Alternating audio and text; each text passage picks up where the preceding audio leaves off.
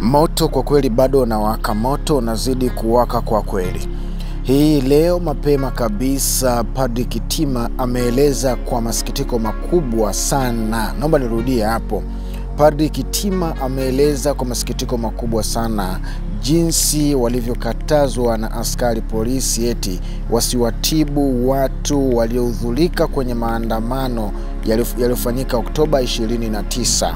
Yani amedai Kitima kwamba walikatazwa madaktari wasiweze kushiriki kuwatibia wale watu ambao walidhurika na kisanga kile cha maandamano tarehe 29 Oktoba. Unaona bwana. Kwa hiyo kwa masikitiko yake makubwa sana Padri ni kwamba wao kazi yao ni kuweza kutibia. Sasa kwa nini waliweza kukatazwa wasiweze kufanya hivyo? Kwa sababu kwa mujibu wa maelezo yake anasema kwamba anasema Kitima kwamba wanaruhusiwa pia wao kama daktari kumtibu mtu akija na majeraha ya aina yeyote, hata kama akiwa hana PF3 anaweza akatibiwa, afu baadaye sasa ndo ripoti inaandikwa kwamba huyu mtu alikuja kwa ajili ya kuweza kupatiwa matibabu, tukaona tuokoe maisha yake kwanza, masuala ya PF3 baadaye. Yeye kama daktari au kama wao madaktari kazi yao ni kuweza kuhakikisha usalama na afya ya mwanadamu ambaye anakuja kwao inazidi kuwa salama kabisa. Hivyo ndivyo alivyosema hii leo Padri Kitima, au anaweza kusema Father Kitima.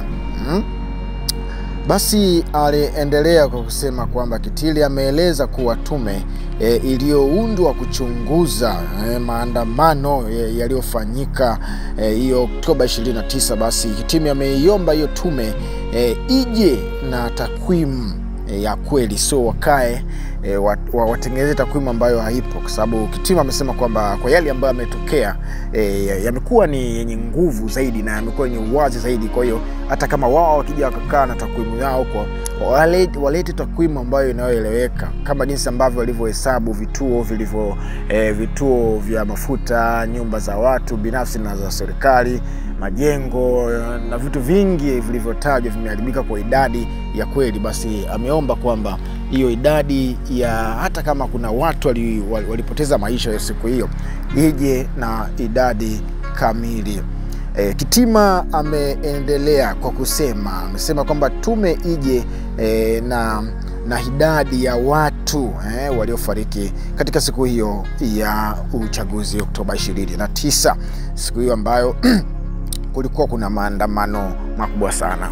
Hivyo basi Kitima ameendelea kwa kusema pia viongozi waache masuala ya usanii, yani viongozi wote ambao wamepata nafasi kwa njia moja, kwa fursa moja, kwa namna moja ama nyingine, viongozi hao wakitaka wafike mbali na waheshimike katika wale ambao wanaowaongoza, basi Kitima amewaasa kwamba viongozi hao waache usanii. Yani ameelezea kwamba usanii ni ujanja Swahili.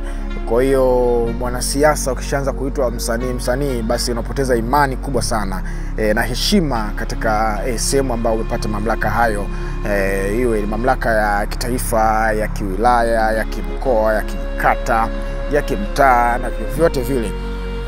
Usanii ni uongo, ujanja. Ndivyo Kitima amesema hivyo.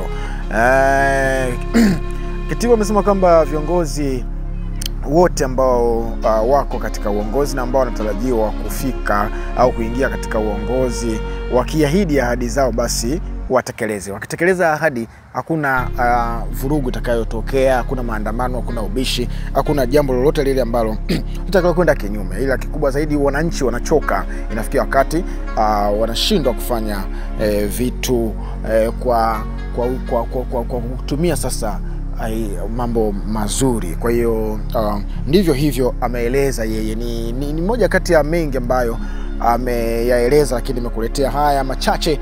Lakini ukitaka kufuatilia zaidi na kujua mengi, subscribe channel hii. Alafu pia na wewe mwenyewe unaweza kutoa maoni yako. Maoni yako toa, andika hapo chini ya video hii maoni yako, nini unawaza, nini unasema. After zaini sisi tutakuweza kupita nayo maoni yako, unaona bwana. Lakini pia usahau kusubscribe, usisahau kushare ndugu yangu, share na wengine waweze kuona. Watumie ndugu jamaa marafiki video hii, watu wengine nao pia waweze kuona na waweze kutoa maoni yao pia. Ulikuwa nami basi hadi wakati mwingine ndugu yangu mpendwa, bye bye.